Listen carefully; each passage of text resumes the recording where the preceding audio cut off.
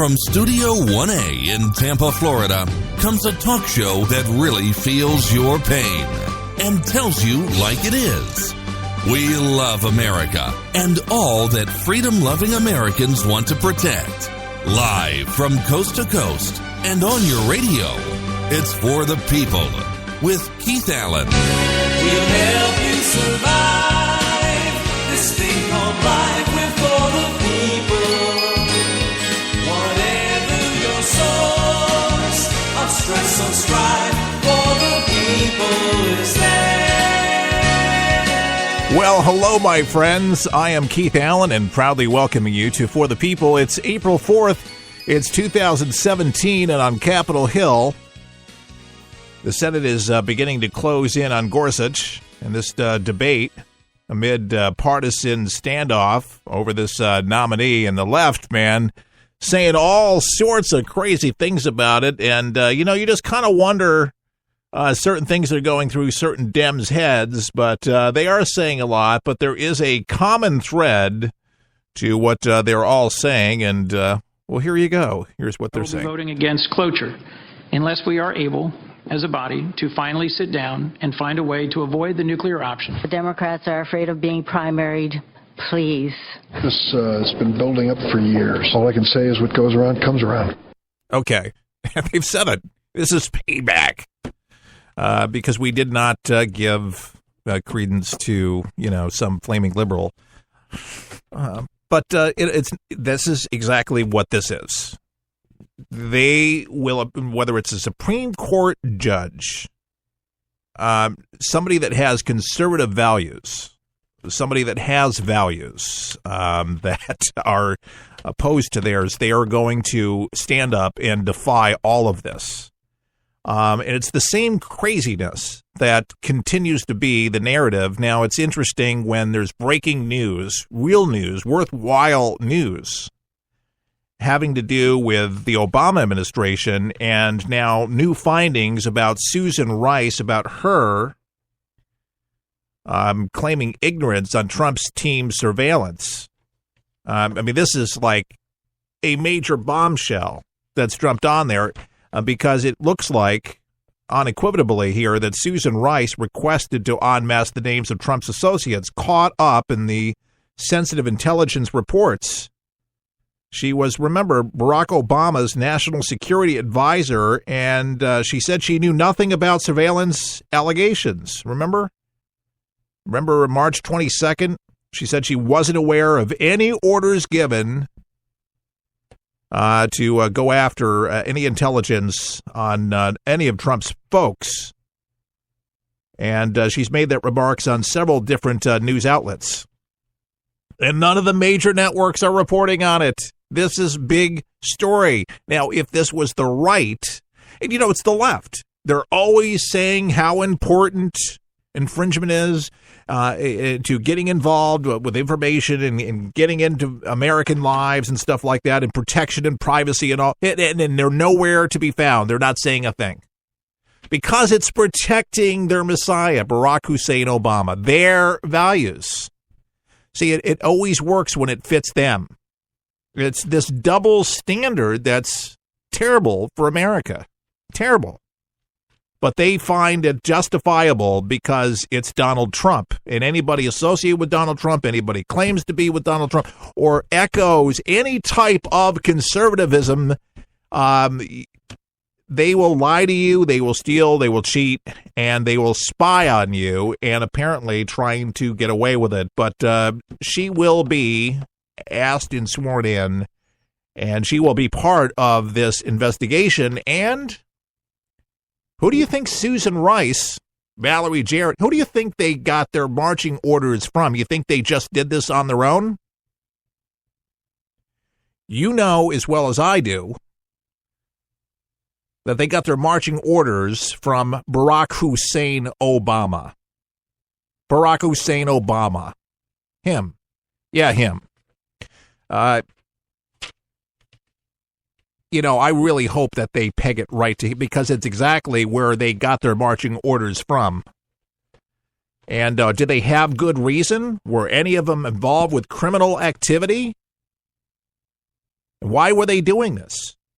So Donald Trump's information, his intelligence, what he was given about this surveillance that was done is accurate. That Trump wasn't crazy like the mainstream media purported it all along. Are you surprised? Well, if you're listening to For the People, been a big-time fan of For the People, you know this is exactly how the left works. Susan Rice, Valerie Jarrett, these people are deplorable here. And they made public statements on PBS. And there was a Wall Street Journal op-ed released the same day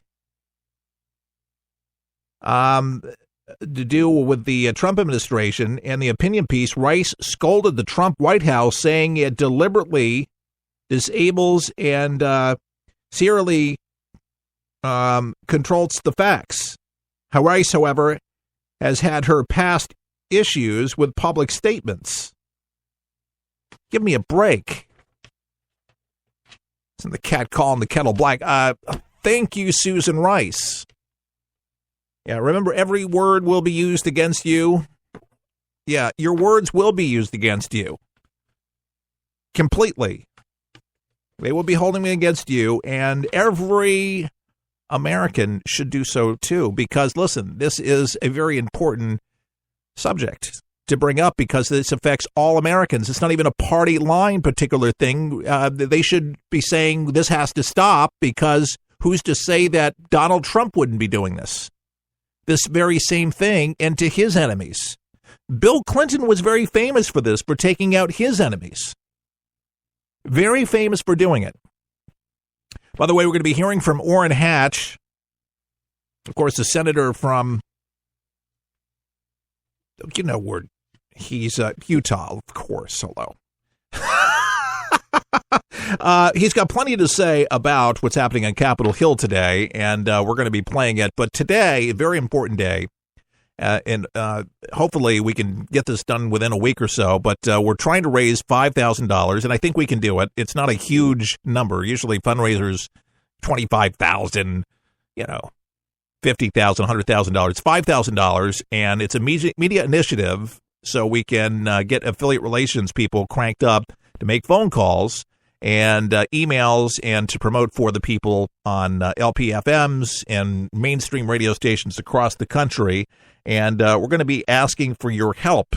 And this is going to be an ongoing initiative until we actually make this happen. Remember, For the People, 100% listener supported. For the People is on the air for you Monday through Friday, giving you the information you need with the insight you deserve. Our mission is simple: to keep you informed without the jargon. We work hard to give you a quality program that makes a real difference in people's lives. Today, we're asking for your help. We would like to expand our on-air footprint throughout the U.S. Our goal of $5,000 will give us the ability to reach out to key decision makers and get us on more radio stations throughout the country.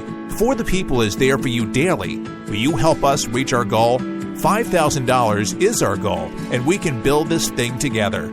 Let's get to work and grow For the People. Log on to forthepeopleshow.com. That's forthepeopleshow.com. You love the show. Now it's your turn to give back. We are counting on our friends.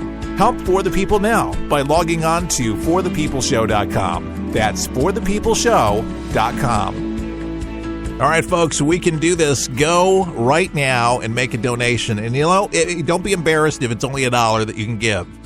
If you can do more than that, you say, I can do at least $5.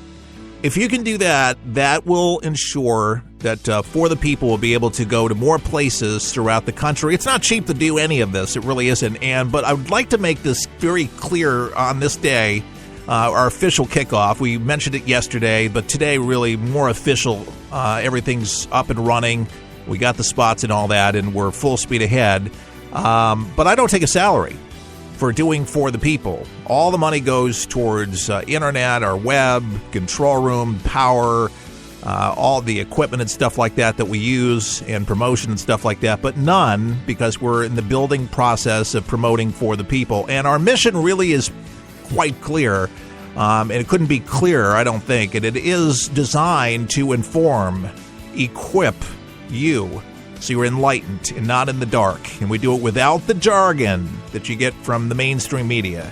And For the People's message has always been just that clear. It's up front. We don't hide, and we're not here to be ugly or discriminatory by any means, but we have a conservative leaning, and we're proud of it. And we're for the people. And we continue broadcasting 100% listener supported, and we're proud of that. And to help us today meet our $5,000 challenge, you can go to our website as we speak right now and make a donation of some kind at forthepeopleshow.com. It's secure. You can do it on your mobile phone at forthepeopleshow.com. Very easy right there on the front page. You can see a donate button, or you can go to our main website at forthepeopleshow.com if you're on a main computer.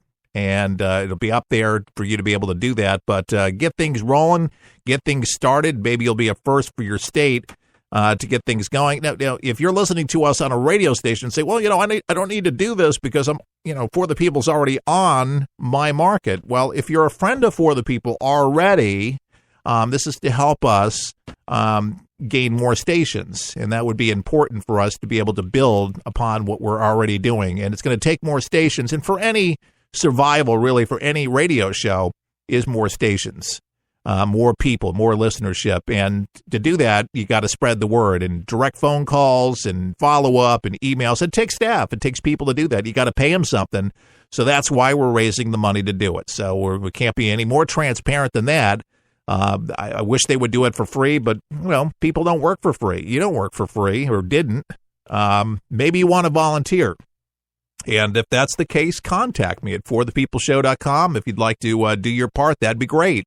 If you're a retiree and you're fast learning, hey, I can give you some information and put some tools in your hand to get things rolling. But most people, they want to get paid for their efforts and their time. And we can't, though, pay a fortune, but, we have to pay them something for their time. We think people are, deserving of that at least. And I got to tell you, I'm quite humbled, to be in this position because I took over the show 2 years ago. And a show that's been on the air literally for decades, hosted by a legend, Chuck Harder, Harder, and he started America's first all 24-hour news talk network, the People's Radio Network, and started right here where I actually do the show, Tampa, Florida, from a garage, talking about shoestring. And from a garage, he went to 350-plus radio stations, 60 cable outlets, and really became a household name up into the mid-'90s. And tried to go back on the air several times, but the Clinton administration took him out, put an 18-year audit on him, and he didn't do anything wrong. It's just he was critical of them, their policies. Not a surprise, and they took him off the air, and they hurt him financially. And Chuck, these days, is in a nursing home, still alive, just not able to do a radio show. Health-wise, his health has deteriorated, and he's older, and he's retired in a nursing home in Gainesville.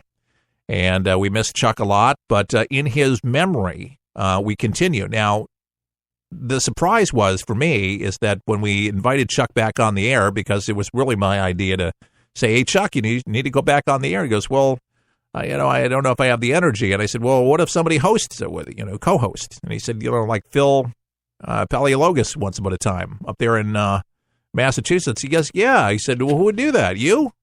And I said, well, absolutely. He goes, well, let's do it. We took to Facebook, and at the time, there was a platform called Live 365, so we started streaming, and it was just a podcast for several months, and then another radio station contacted us, and then another, and then another, and then another, and Chuck, probably within 2-3 months after agreeing to do this, his health started declining. He actually had a major heart attack. And looks like some small strokes, and in and out of the hospital, and he just could not. He couldn't be on the air anymore. But we started gaining more stations, and they were holding stations, and people really enjoyed the broadcast. And though they missed Chuck, we're growing, and we're at the place now where we have to continue on with that growth. And so that's why today we're on the air telling you our story. Which is really quite amazing when you think about it.